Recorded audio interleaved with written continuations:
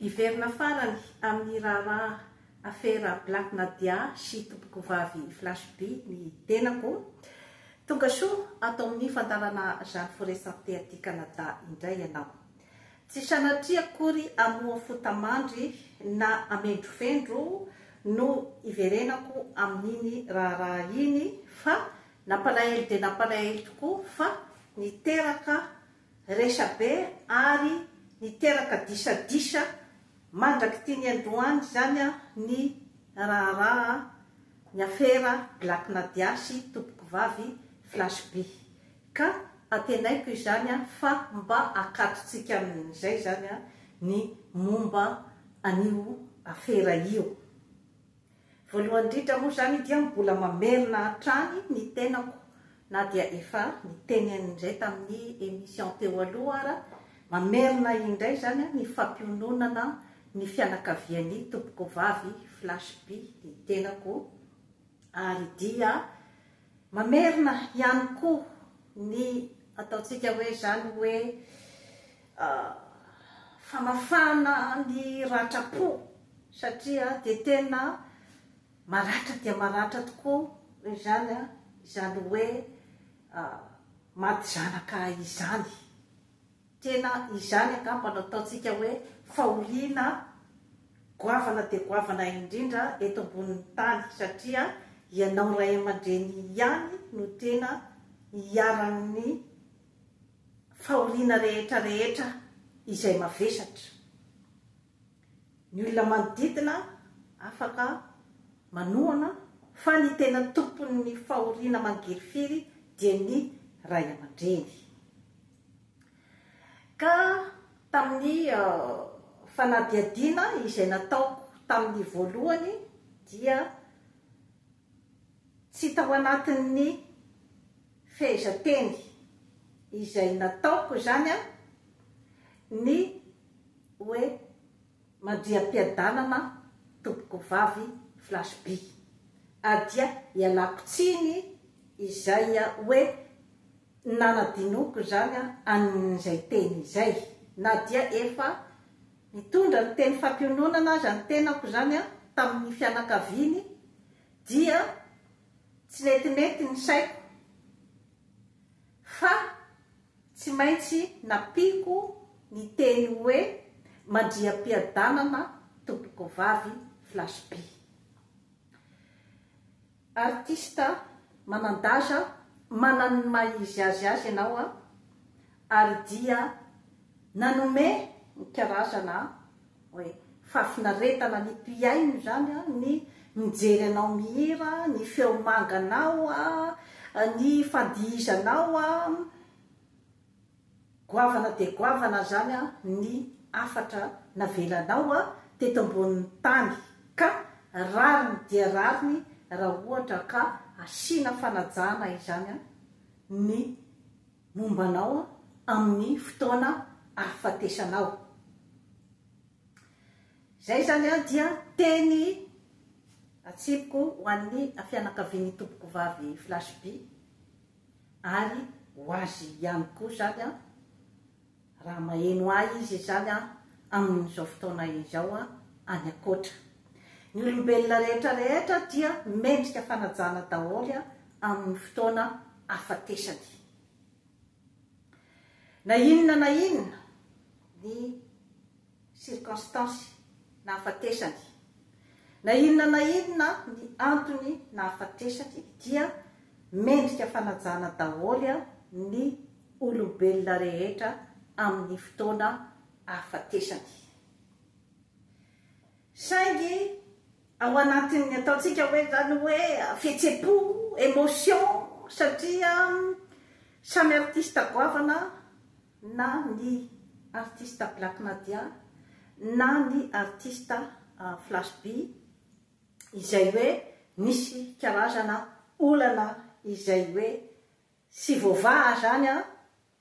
nandritry ny fotoana izay nahafatesan'ny tompoko vavy Flash B. Teo ny émotion, teo amin'ny pakasitraka ny artista Black Nadia, teo ihany koa ny émotion ny pakasitraka anytoboko vavy flashby izay hoe nisy fifandonana zany tao anatin'izay hoe karazana émotion zay satria rehefa misy ny fahafatesana dia misy ihany koa zany ny karazana deuil atao amin'ny fahafatesan'ny olona iray izany hoe marary dia marary zany ny tompony maty ny fahafatesana sy ny fandaozan'ny olona iray dia mifangaro ao ihany koa ny atao hoe atezerana mifangaro ao ny alahelo izany hoe tsy voatanina ny ataontsika hoe raisonnement zany aloha ny réaction voalohany ho an'ny olona izay hoe miatrika fahafatesana ka tsisy azo itoram-bato na ny an-daniny na ny ankilany zany ny zavanisy satria misy zavatra nampifamatompatotra ny artiste Black Nadia zany tao ambadiky ilay hoe fahafatesan'ny artiste flashby ka réaction amin'ny maha-olombelona zany ny hoe miaro tena satria misy hoe tsy de tiako tsony moa zany ny amerenana ny zavatra ohatran'izay fa ny hoe entina zany andaminana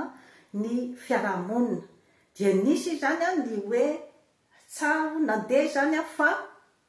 ny artiste Black Nadia no nanosavy ny ratoboko vavy flashby amin'ny maha-olombelona izay zavatra zay samyba matahotra ny reputationy ny olombelona rehetrarehetra indrindrandrindra amin'ny place maha-artiste azy samy matahotra amin'izany hoe resaka lalàna andeha hidirana ponja sy ny sisa zany dia rariny izy raha ohatra ka naneo ny alahelo zany atao amin'ny réseaux sociaux naneo ny fihetseapony zany ary ny tantara ny zavatra rehetra izay hoe fantany zany momba ny hoe fifandraisanizy sy toboko vavy réaction normale daholo zay zavatra zay amin'ny fiainana ary mbola nisy zavatra ny famahofao koa zany tao ambadiky izay hoe réaction nataony Black Nadia izay zany dia ny hoe ny faharavam-pitiavana izay nampametram-panontaniana ny olona rehetra izany ny hoe sary avy nitomany teo izy zany dia après zany dia sariny manao mariazy sariny amin'izy mifankaty ary ny zavatra nolazay dia ny hoe tsy misy misaraky zany eo izany hoe nanome karazana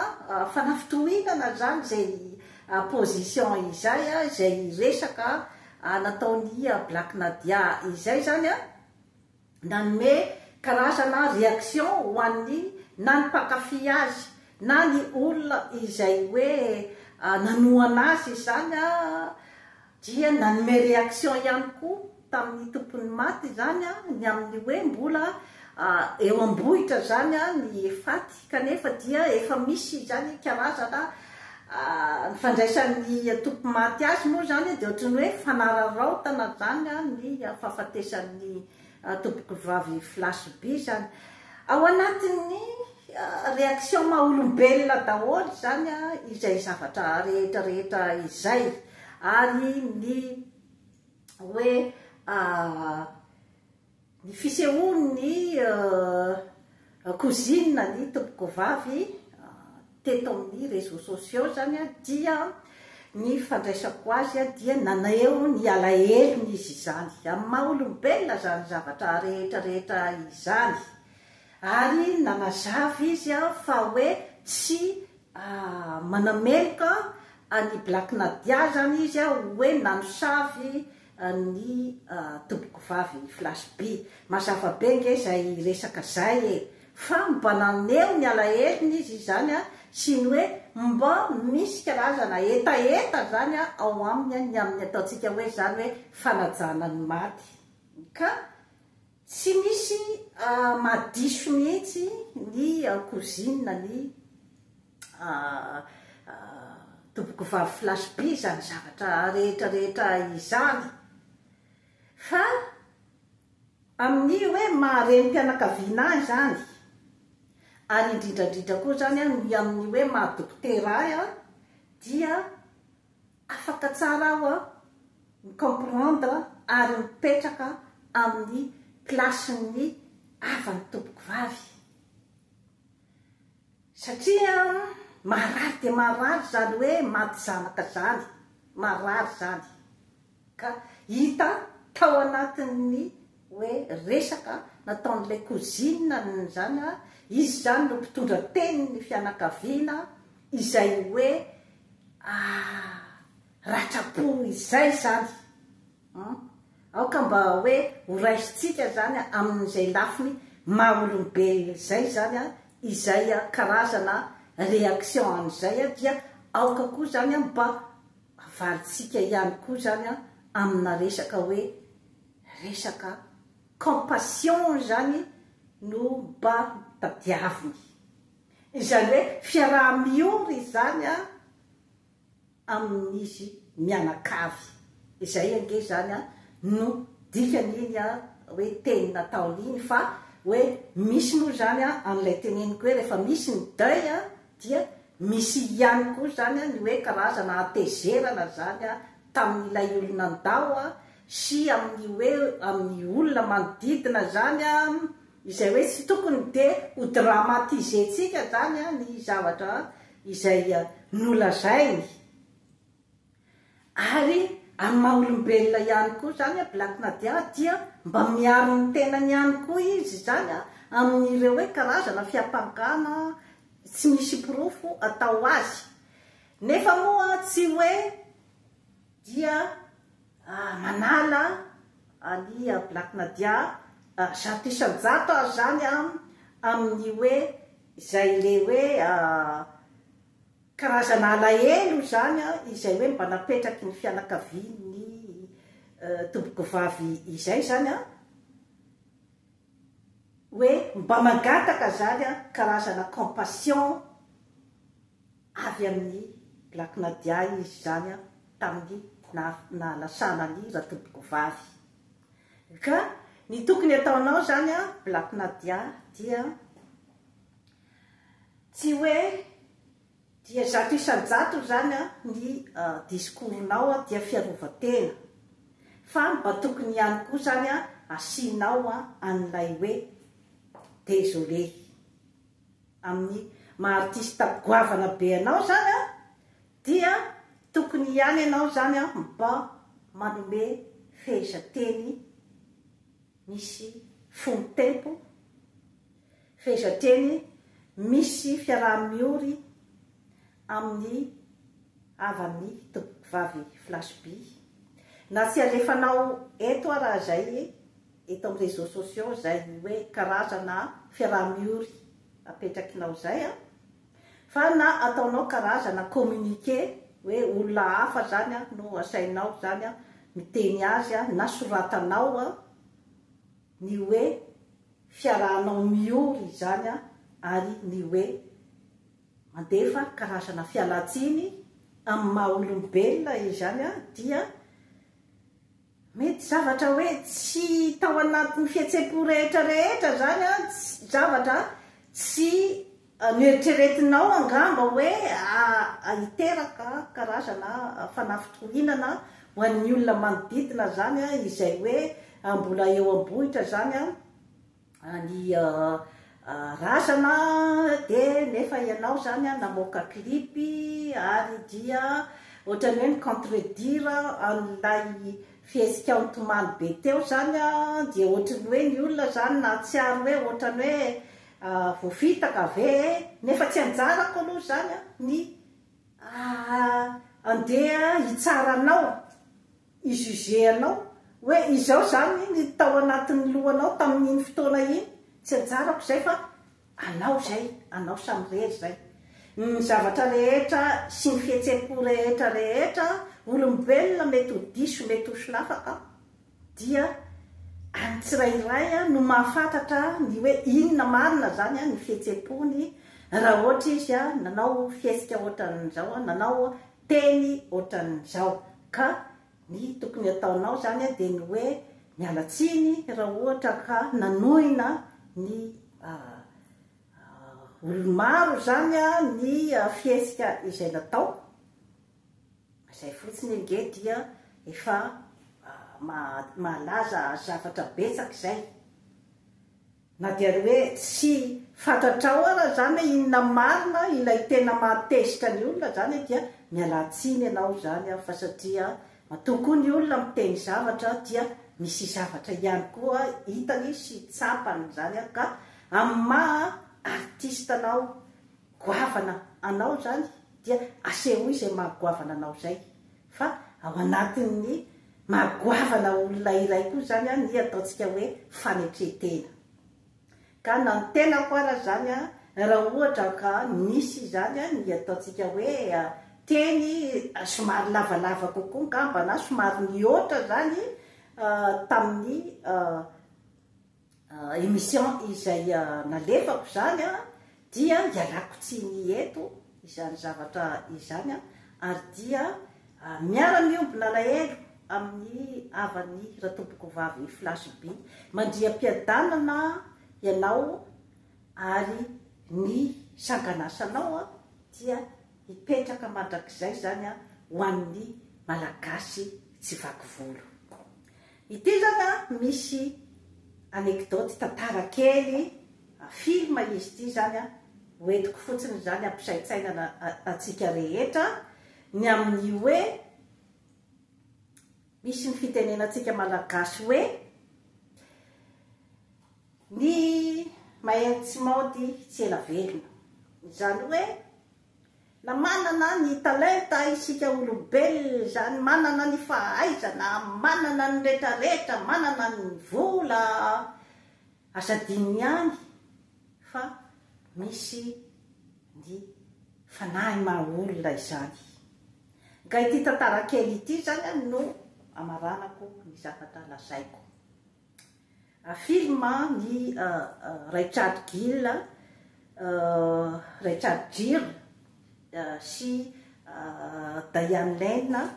ity tantara ity l'ouragan titre zany anisy chirurgien zany izay réputé tanatin'ny taona maro mihitsy zany izy no nanana réputation tamin'izany hoe fanaovana chirurgie estetika izany ary dia zay olona tsy commettre erreur mihitsy zany nandritra ny taona maro izay niasany kanefa nisy zany vehivavy iray izay hoe maty teo ambony table d'opération zany rehefa nanao chirurgie izy zany de io vehivavy io zany nisy karazana hoe le ataontsika hoe tandra moa zany le bouton noir ngeza be zany teto amin'ny tarehiny dia nanelingely azy zany io nandritry ny androm-piainany dia mba tiany ho esorina izany de maty teo ambony table d'opération zany io vehivavy io de tena niteraka resabe teo an-tanàna zany io zavatra io ary nandeha hatrany amin'ny tribonaly de ny zava-misy moa zany dia ny anestesie izay natao taminy zany no tsy zakany zany hoe io manko tsy zany amin'ny hoe resaka opération io zany dia tsy misy akory ny zavatra zato isan-jato hoe tsy maintsy ho assure satria arakaraky ny etany olona tsirairay zany io zavatra io no mety mampisy an'ilay karazana accident izany de ny fandirarira tany amin'ny tribunal zany ny fianakaviany io ramatoa io zany sy ilay dokotera de voary moa zany ilay dokotera ny amin'ny hoe ilay ramatoa zany no tsy nazaka an'ilay anestesie natao azy nefa moa zany dia tsy mety mionona zany ny fianakaviany ramatoa io indrindrandrindra ny vadiny zany tonga matetika zany miharceler an'ilay chirurgien zany hoe namono ny vadiny zany tsy manaiky zany izy ono ny valin'ilay fitsarana ohatran'izay zany de le chirurgien zany rehefa miresaka am'le olona zany a dia ny miaro ny tenany zany a no ataony betsaka zany hoe efa impiry lazaiko anareo fa hoe accident iny ny anestesie tsy zakany fa tsy hoe izaho akory no namono azy ohatrany hoe atezerana ohatr'izay foana zany a ny hoe confrontation rehefa mifankahita izany de ndray andro zany a ile chirurgien zany a nanana olontiana izy zany a ny fankahita taminy a tamina maison d'hébergement zany a hoe fanaovana week-end reny zany a de misy olona maromaro no zany hoe miaraka ao a de fankahita tamin'ny olona vehivavy iray zany a da ianylanina io zany de hitan'ilay vehivavy zany a ny fifamalin'ilay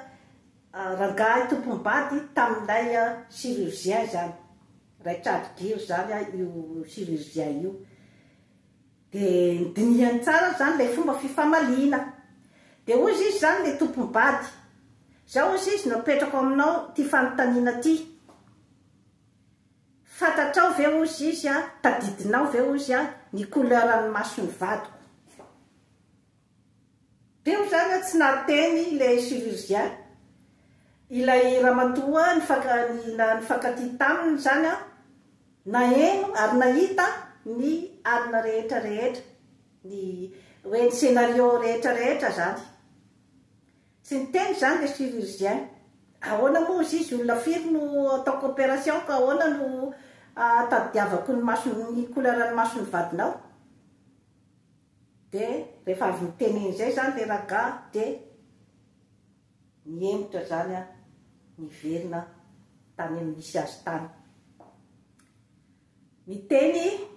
zany a ilay ramatoa miaraka tamin'ilay chirurgien zany tamin'io mbola tsy tena hoe mpifankatia tena fankalala tsara fa mbola vao vetivety fotsiny no miaona zany de ozy izy le ramatoa raha ny fahitako izy izy ny adinareo a dia resaka maha-olombelona zany marina fa fantatrilay vadin'olona zany a fa hoe accident le izy a ary tsy avy any aminao fa amin'ny maha-olombelona zany nametrahany an'ilay question hoe tadidinao ve ny couleurany masony vadiko dikan'izay zany a dia tokony andeha any amin'ny dimension humaine zany a ny fandehan'ilay conversation izany ny tia notenenina zany de hoe mba misy maha-olombelona ve ilay fifandraisanao amin'ny marary sady hoe ohatrany mannequin vatakazo ataonao opération zany olo io satria adininy ilay chirurgien zany a nandritra ny fitsarana ilay teny hoe désolé zay zany no mba nandrasan'ilay tompom-bady ny tenenany hoe désolé fa mba miara-miory aminareo mianakavy aho a tamin'iny zavatra iny fa miambetindresaky lay chirurgien zany de miaro ny tenany fa tsy izy no namono an'ilay vadin'olona izany